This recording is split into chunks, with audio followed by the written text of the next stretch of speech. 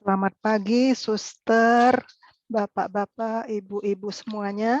Hari ini kita akan melihat beberapa kasus yang pernah terjadi dalam etika. Saya mau Tunggu share dulu Bu screen. Erna, masih banyak yang belum, mungkin coba Oke.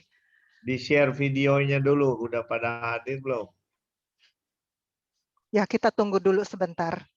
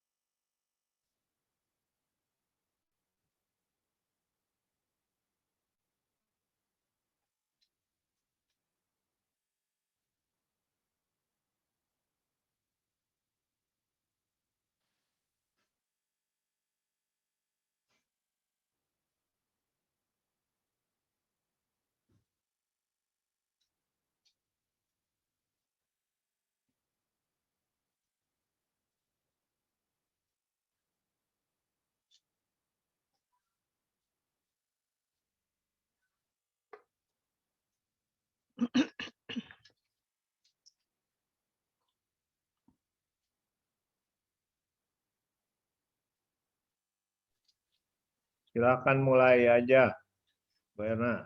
Oke.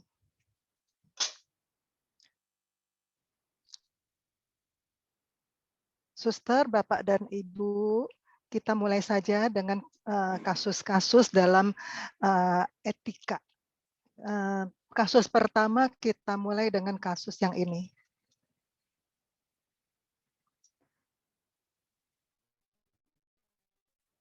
Silakan dibaca dulu, suster-suster, Bapak, Ibu.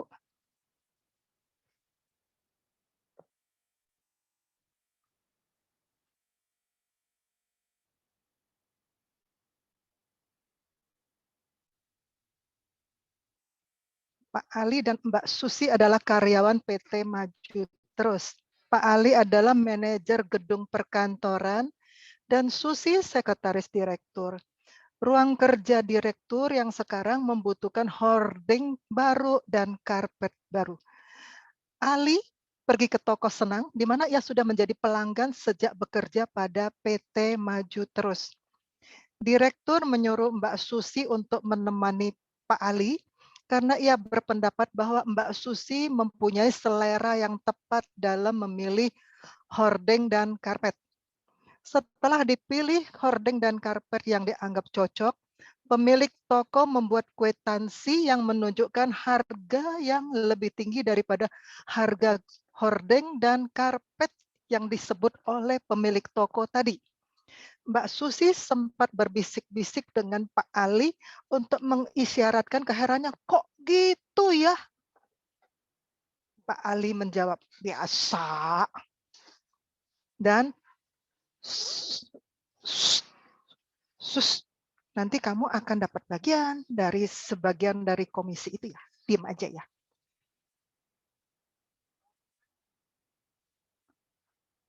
Nah, kasus ini kalau menurut suster-suster, bapak-bapak, dan ibu-ibu, bagaimana ini?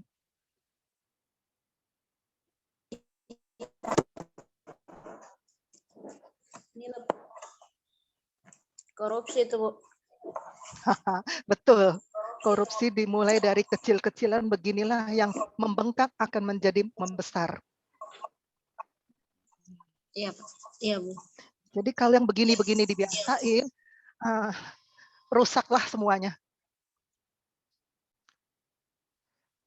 Oke, kita ke kasus yang lain.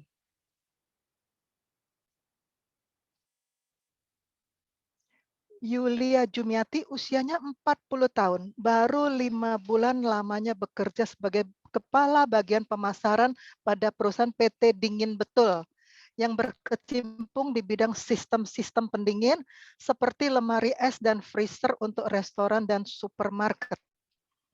Ia pindah kerja ke perusahaan PT Jangan Sampai Busuk, suatu perusahaan baru yang bergerak pada bidang yang sama. Dan karena itu menjadi kongruen langsung bagi PT Dingin Betul, menjadi pesaing ya. Di situ juga ia bekerja sebagai kepala bagian pemasaran. Yulia yakin bahwa produk PT Jangan Sampai Busuk lebih unggul. Hari terakhir yang bekerja pada perusahaan lama, ia membuat fotokopi dan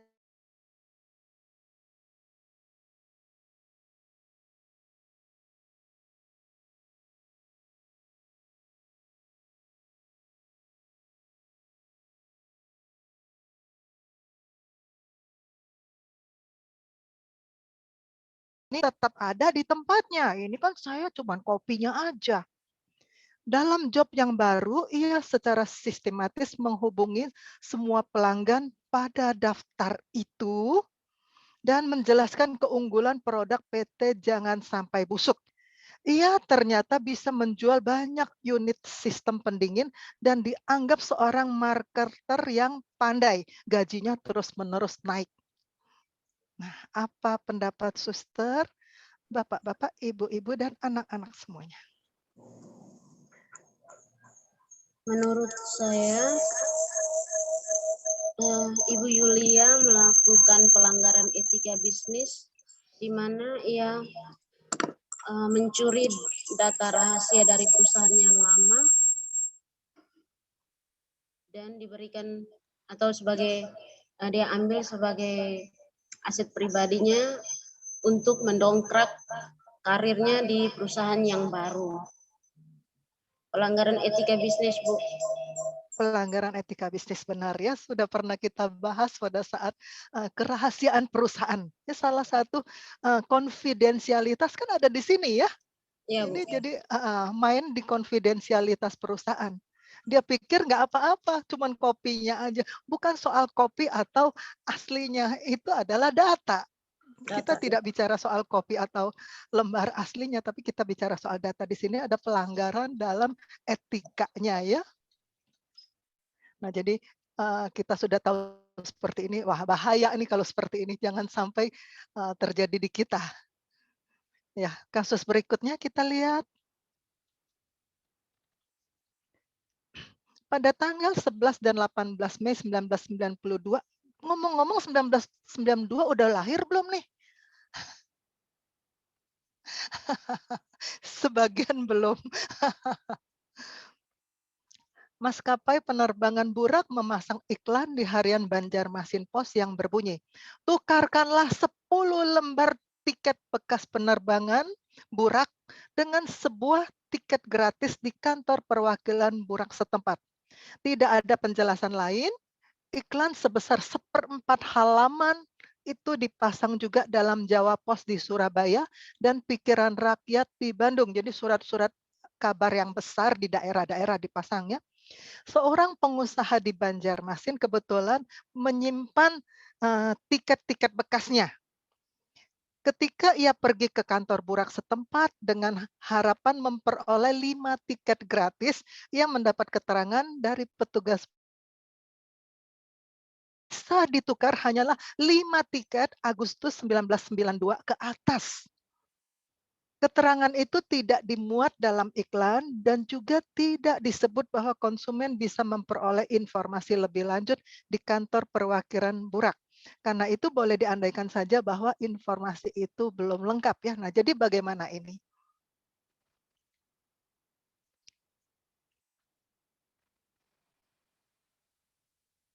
Ayo silahkan. Kita sharing aja kok.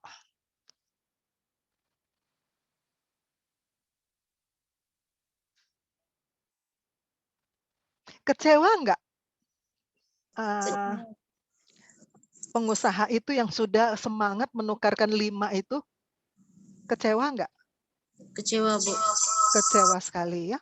Nah, jadi maksud dari Burak ini mau ngapain sebenarnya? Dia bikin iklan sudah 1/4 halaman. 1/4 halaman berarti cukup besar ya bagi 4. Kira-kira satu halaman folio ya. Karena kan kalau koran 8 halaman folio kira-kira. Ini 4, jadi kira-kira 1 tidak kecil. Hasilnya supaya apa sebenarnya? Meningkatkan cita, dapatkan pelanggan lebih banyak. Nah, tapi kalau ada yang kecewa kan kasihan juga ya. Jadi iklannya tidak efektif. Jadi sebelum mengiklankan, lebih baik kita teliti dulu sebelum dilemparkan kepada customer. Kita teliti kembali iklan itu final check. Apa kekurangan dari ini yang tadinya belum terbaca? Nah, kalau bisa sebelum diiklankan keluar, suruh orang lain yang baca. Ini kira-kira kurangnya apa? Membuat iklan ini sendiri kadangkala terlalu semangat dan bikinan kita sendiri kadang-kadang sulit kita lihat kekurangannya. Ya, kekurangannya itu mudah dilihat oleh orang lain. Nah, minta tolong orang sekantor yang lebih teliti. Nah, apa kekurangannya? Sebelum dilemparkan kepada pasar.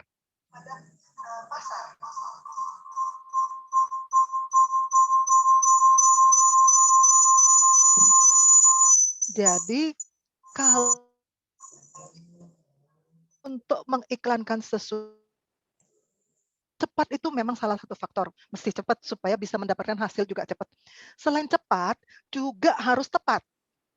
Iklannya harus tepat. Kalau iklannya masih mengandung kesalahan, betulin dulu deh, nggak apa-apa, diundur dikit lah. Perbaiki dulu kekurangannya apa, baru berikan. Nah, kalau seperti ini nggak apa ya, bikin customer kecewa kan tidak efektif. Kalau efektif kan berarti tepat sasaran. Nah, kalau seperti ini kan ada yang kecewa, begitu udah kumpul-kumpulin, nggak bisa, kumpul-kumpulin, nggak bisa juga. Nah, jadi ada yang kecewa. Jadi kita bikin iklan, kalau ada seperti itu di bawah tinggal kasih kata-kata, syarat dan ketentuan berlaku. Nah, terms and condition. Jadi ada syarat dan ketentuan berlaku. Jadi ada di bawahnya cuman kalimat itu, syarat dan ketentuan berlaku. Nah, jadi dia bisa menghubungi kita untuk menanyakan syaratnya apa, ketentuannya apa. Oke, kasus berikut lagi kita lihat. Mega Pasaraya dan Etika Bisnis. Dalam rangka menarik customer pada bulan Agustus sampai Oktober lalu, Mega Pasaraya Blok M mengadakan undian wisata belanja untuk pembelian minimum 50.000 dan kelipatannya tanpa mencantumkan syarat apapun untuk pemenang undian. Pada penarikan yang telah dilaksanakan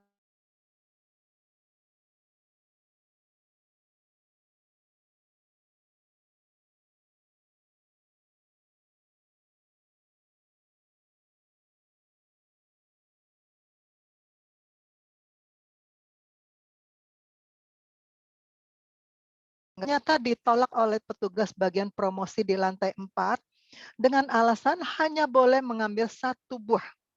Saya tidak mempersoalkan besar kecilnya hadiah. Namun yang saya persoalkan adalah etika bisnis dari pasaraya dengan mengiming-imingi konsumen yang ternyata hanya bohong belaka. Dan karena nama pemenang telah diumumkan atau dipampangkan, kemana dan pada siapa larinya jatah hadiah yang telah disiapkan? Apa tega-teganya pasaraya yang telah punya nama begitu besar menilep hadiah? Bagi saya hadiah itu tidak ada artinya secara material. Sekali lagi yang saya persoalkan sikap profesional dalam berbisnis dan etika bisnis yang diabaikan sehingga mengecewakan konsumen. Silakan Suster, Bapak, Ibu, dan anak-anakku berpendapat melihat kasus ini.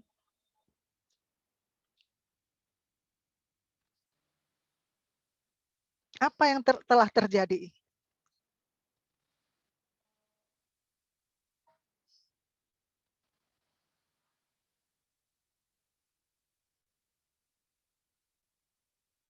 Nah, kalau tidak ada yang berpendapat, ayo silakan. Yang mau berpendapat silakan. Ini sama saja dengan penipuan terhadap konsumen, Bu. Nipu lagi ya. Ya, Nomor 1 ini penyebabnya satu, sepele nih ya, nggak telaten. Nggak dicek dulu. Nah, harusnya dicek dulu sebelum final check. Apa? Nah, dari 2 pelajaran tadi nggak ada final check. Jadi lalai. Nggak ada syarat dan ketentuan, itu lalai. Yang ini juga kan lalai. Orang itu bisa sampai 2 nama. Tapi kan hadiah cuma mau kasih ke per orang, 1 orang boleh 1 hadiah. Tapi ternyata pada saat pengumuman kenapa tidak dicek dulu. Jadi lalai sebenarnya. iya. Nah, kalau sudah lalai, nah ongkosnya tuh apa? Ongkosnya ya terpaksa dikasih, walaupun sebenarnya tujuan awal tidak dikasih ke dia, tapi karena itu lalai dari kita, nah jadi dia nanya kan, kita diumumkan, misalnya 50 orang pemenang. Nah, nama saya kebetulan 2 kali, kan berarti misalnya nomor 49 sama nomor 1 lah, atau nomor 50 sama nomor 1 deh. Oke, yang nomor 1 saya dikasih, nomor 50 itu kemanain? Kan sudah diumumkan. Nah, karena tidak dicantumkan, saran saya kalau kita menghadapi kasus seperti ini, daripada customer yang ada kecewa, udahlah memang rezeki dia ya, mestinya 1 kali dia ada 2 hadiah, ya udah kasih aja deh. Benar. Ribut sama customer adalah kehilangan customer. Betul, Sedangkan Bu. itu lalai di pihak kita. Final check-nya nggak ada. Jadi apa-apa jangan cepet-cepetan. Cek dulu sebelum dilemparkan. Ayo kalau sekarang enak pakai komputer. Saya pikir kan itu tahunnya sudah lama-lama, masa itu belum komputerisasi. Masa itu masih manual. Jadi bisa terjadi 2 kali. Oh sekarang kan pakai komputer tidak 2 kali, tetapi tetap aja takutnya ada error. Kalau error bisa jadi terjadi 2 kali.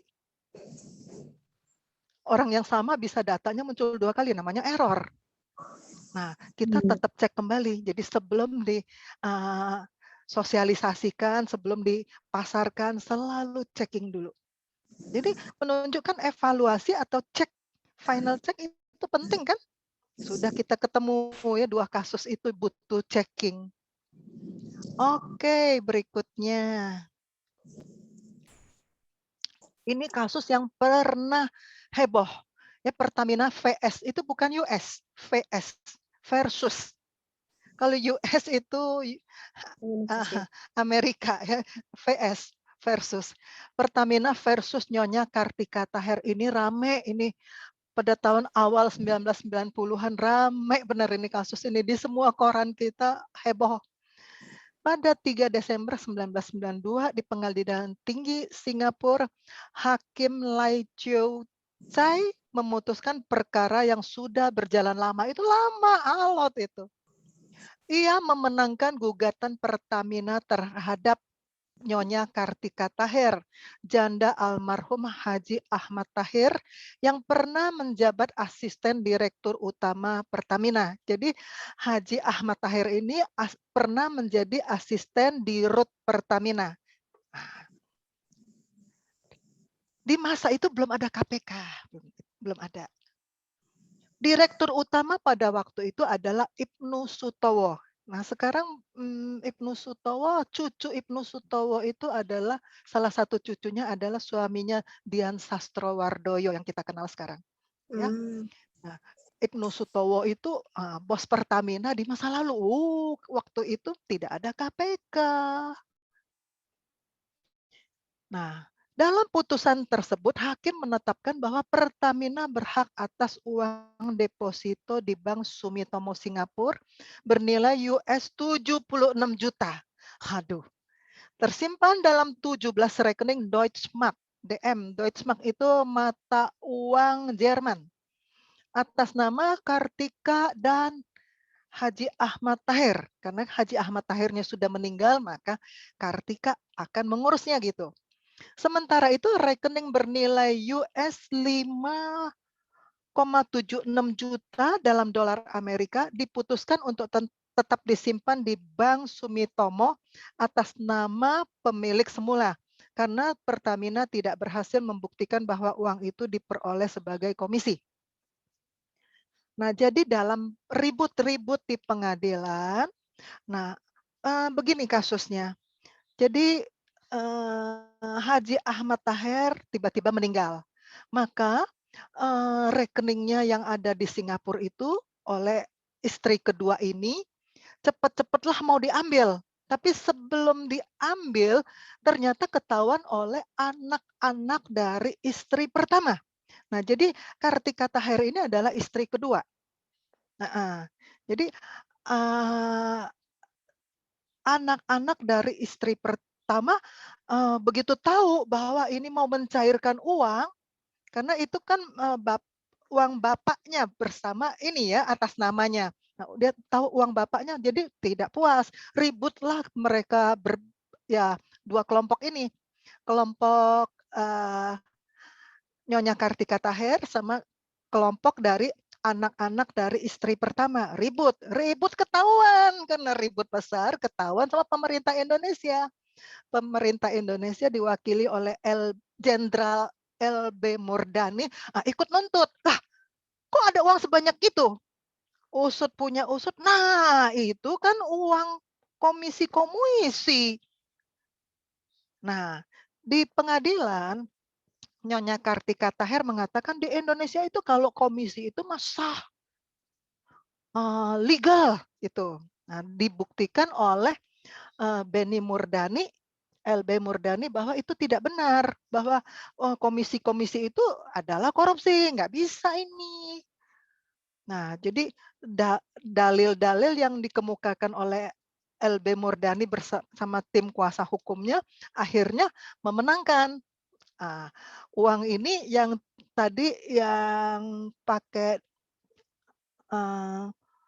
yang besar ini, uang yang besar ini ya balik ke pemerintah Indonesia karena ribut-ribut itu.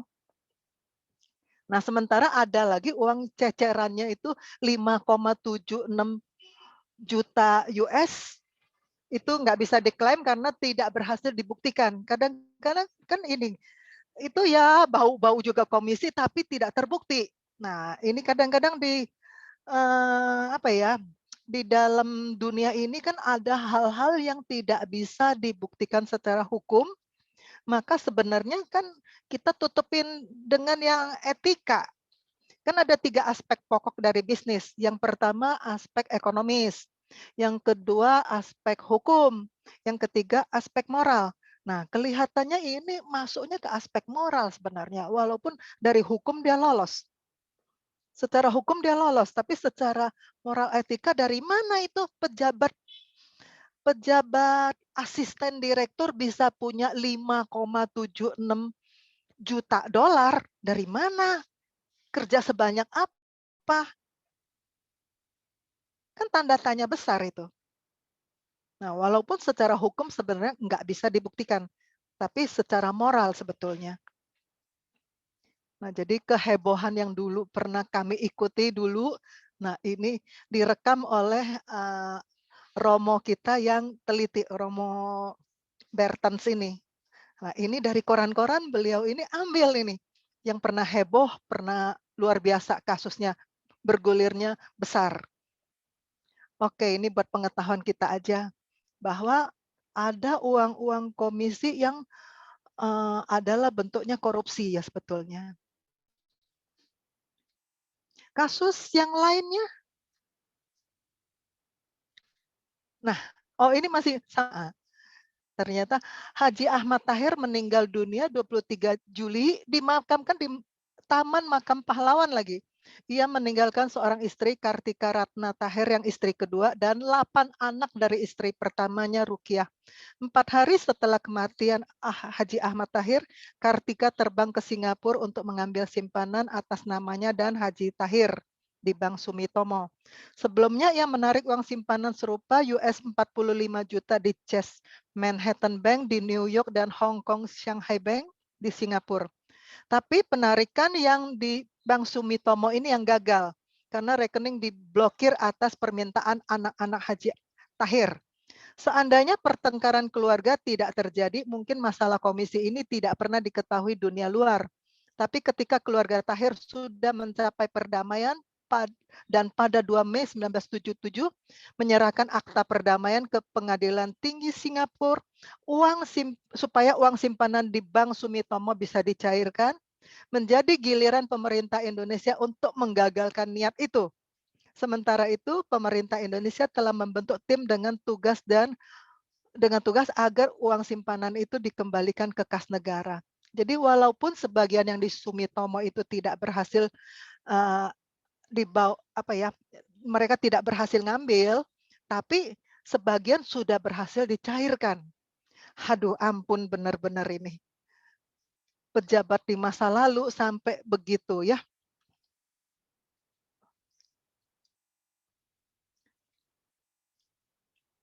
Pada 6 Mei 1977, pemerintah Indonesia secara resmi menuntut agar pengadilan mengembalikan uang itu kepada pemerintah Indonesia. Alasannya menurut tim penyidik, uang itu merupakan hasil komisi sebesar 5%. Itu bukan 5,6 ya, 5% yang diterima Tahir dari beberapa kontraktor Jerman seperti Siemens dan Klöckner. Waktu menegosiasi kontrak untuk Krakatau Steel, suatu proyek dari Pertamina. Diduga komisi tersebut diberikan para kontraktor setelah nilai proyek Krakatau Steel itu dibengkakkan menjadi 2 kali lipat hingga mencapai 2 miliar dolar Amerika. Lalu menyusul suatu prosedur yuridis yang lama dan berbelit-belit yang dikomplikasikan karena perkara itu harus ditangani menurut hukum Singapura, hukum Indonesia. Hukum di Indonesia itu adalah warisan dari Belanda, jadi hukum Belanda yang waktu itu berlaku di Indonesia. Nah, kalau sekarang kan baru diperbaiki hukum di Indonesia namanya Omnibus Law itu. Ya, Omnibus Law itu memperbaiki hukum-hukum Belanda itu. Dua hukum sistem yang berbeda, Inggris sama Belanda ini beda benar sistemnya. Salah satu masalah pokok adalah apakah hukum Indonesia juga mengenal fiduciary relation dan contractive trust seperti dalam hukum Singapura atau Inggris.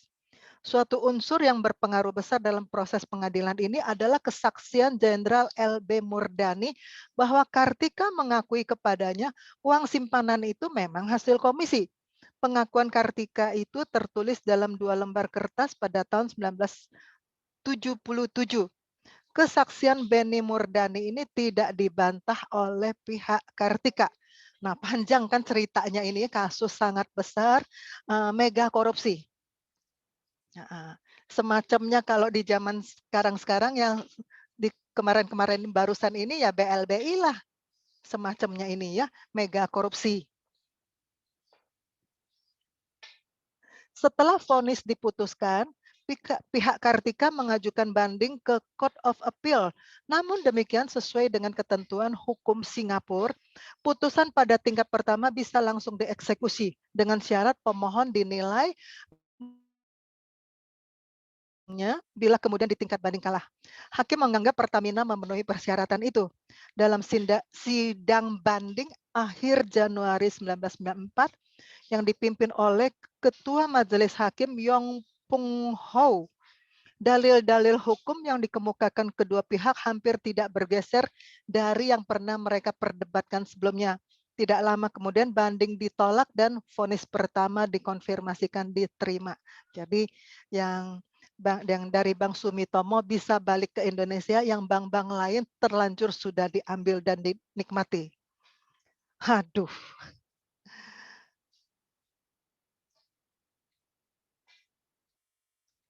Nah, dari beberapa kasus ini terlihat ya bahwa tidak sesuai dengan etika bisnis bikin masalah.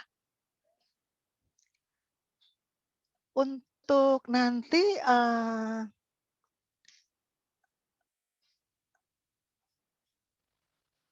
ada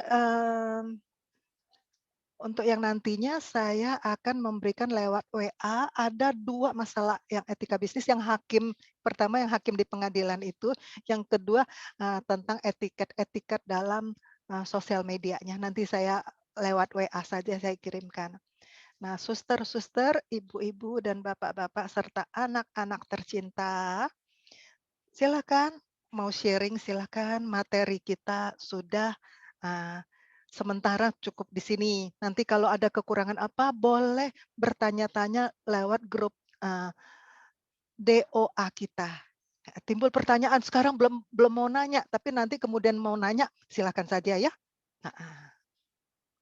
Nah, sekarang yang mau sharing-sharing dulu, mangga. Ya, monggo silahkan.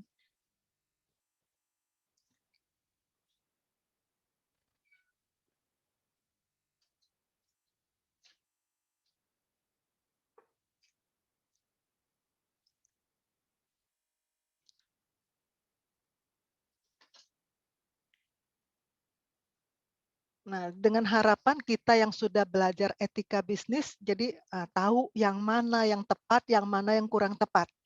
Nah, nanti kalau kita berbisnis, diusahakan yang tepat-tepat aja lah. Jadi tidak ada kasus ya. Nah, tolong kalau kita udah lihat kasus yang tadi kan teledornya kita kurangin. Jadi sebelum keluarin sesuatu produk, sebelum keluarin sesuatu pemberitaan, cek dulu, final cek lagi. Cek pengertiannya, apakah ada kekurangan, minta tolong satu orang baca. Jangan si pembuat yang membaca.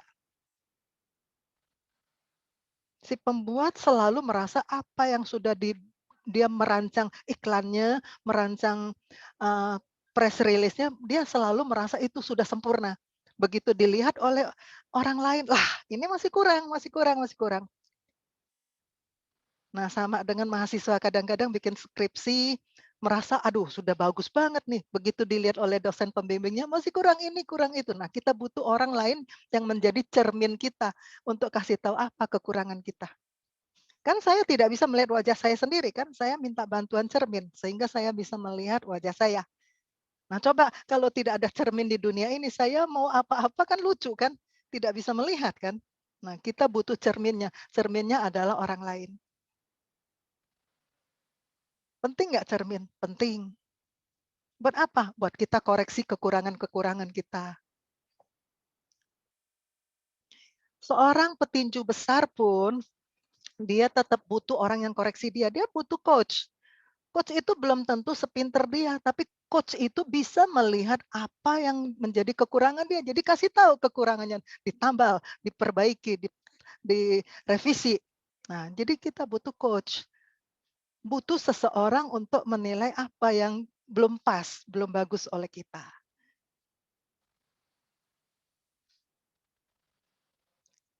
Suster, ada pertanyaan? Suster Aquilina? Suster Rosalinda? Belum ada, Bu. Tidak ada, Bu. Belum ada, Bu. Belum ada. Kalau misalnya timbul pertanyaan mau diskusi-diskusi, anytime aja masuk di grup doa ya. Tinggal note ke saya, nanti saya baca. Oke deh, kalau tidak ada, hari ini tidak ada pertanyaan lagi. Nanti jangan lupa baca di grup doa, saya kirimkan 2 itu lagi, utang saya 2, nanti saya lunasi. Minta tolong suster yang pimpin doa, silakan. Doa penutup.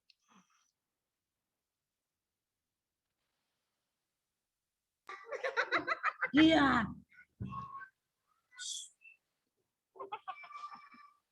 Bapak, Ibu, dan teman-teman sekalian, marilah kita menyiapkan hati untuk berdoa. Dalam nama Bapa dan Putra dan Roh Kudus. Amin. Syukur dan pujian kami aturkan kepada-Mu ya Tuhan atas bimbingan dan kami sepanjang pelajaran kami pada pagi hari ini. Hingga siang ini. Terima kasih ya Tuhan. Semoga apa yang kami peroleh pada hari ini membantu kami dalam kehidupan kami sehari-hari. Engkau kami puji kini dan sepanjang masa. Amin. Dalam nama Bapa dan Putra dan Roh Kudus. Amin. Terima kasih suster. Maaf ya Ibu, agak ribut-ribut anak-anak. Nggak masalah, alamiah. Sesuatu yang alamiah tidak apa-apa.